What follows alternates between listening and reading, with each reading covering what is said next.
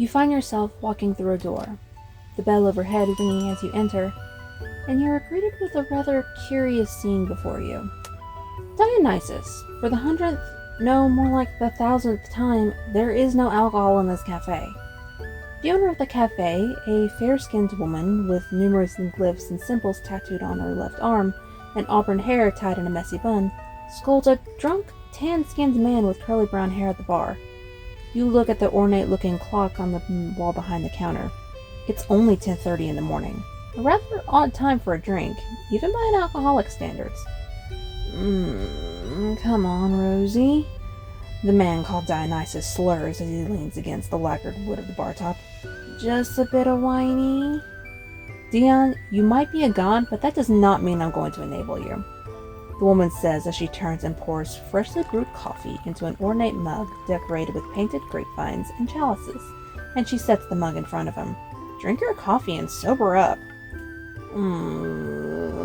So mean.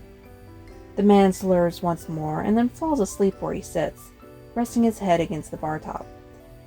The woman sighs. Geez, what am I going to do with you? She turns her head to see you, finally noticing your arrival. Oh, hello there. Welcome to Café Pantheon. You tilt your head, all the more confused by what you just witnessed. You look at the sleeping man and gesture to him. The woman simply smiles. Oh, don't worry about him, love, she chuckles. This is pretty much a normal morning for us here. Please, have a seat. She gestures to a seat at the bar, only a seat or two away from the sleeping drunk. You sit down, though you're still hesitant to do so. The woman gives you a menu. You're the first new face we've seen here in a while, she hums with a smile. I'm Rosalie Callahan, the proud owner of this cafe. You tell her your name, and she smiles all the more.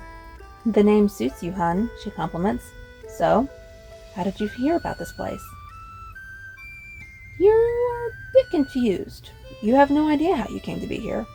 You look around the cafe, seeing how it almost looks like a tavern often described in tabletop role-playing games. In all actuality, you feel like you're dreaming all this. But the sensations are all so real. The heavy, earthy scent of freshly brewed coffee that lingers in the air. The smooth lacquer finish of the bar top under your hands. The surprisingly comfortable bar stool you're sitting on. You look at the woman Rosalie again as she tilts her head, waiting for your answer. When you finally do, she hums in thought. Well, I guess I shouldn't be surprised, she chuckles. This place tends to pop up every now and again in the transient realm, but it's been a while since a human has been a customer. You feel your brows knit, trying to wrap your head around her words, and Rosalie notices your confusion. Ah, you're new here, so you don't know all that much about the cafe, she says.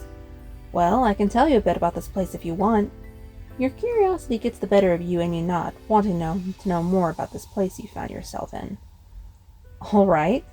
Well, this place is an interdimensional space, sort of the focal point between the transient realm, the realm of humans, and the other realm, the world where deities and sentient creatures live, like fae, demons, the occasional angel or two.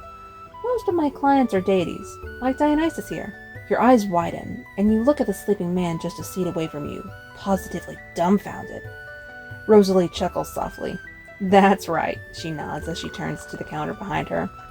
That hopeless drunk is the Greek god of fertility, wine, and festivity, Dionysus. And he's not the only god who stops by. I have patrons from numerous pantheons around the world. You look bewildered by all of this information and Rosalie's seemingly blasé explanation about everything. The woman turns back to you and sets a mug in front of you. It's coffee, the latte art on top fashioned to look like a dragon. You know you haven't ordered anything and you simply stare at the beverage. You then look up at Rosalie. You're new here, so the first drink is on the house, she smiles. Give it a try. You're a bit skeptical, but the drink is ever so enticing.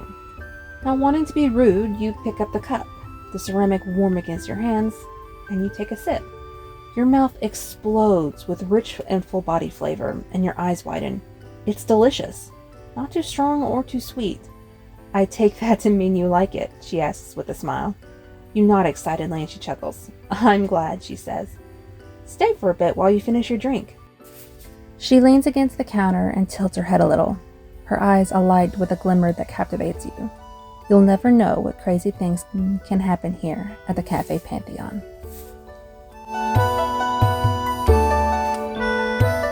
Hey guys, thank you so much for listening to this first sort of introductory episode of the Café Pantheon podcast. I hope you guys enjoy, and I hope you guys will stick around for more. If you would like to see more of my content, please go to YouTube at Cat the Crow-Winged Author and just take a look at some of the videos there. Or if you're listening to this on YouTube and you're already here, take a look at my videos and follow all my socials for more updates. Thank you so much for listening to the Café Pantheon podcast. Bye!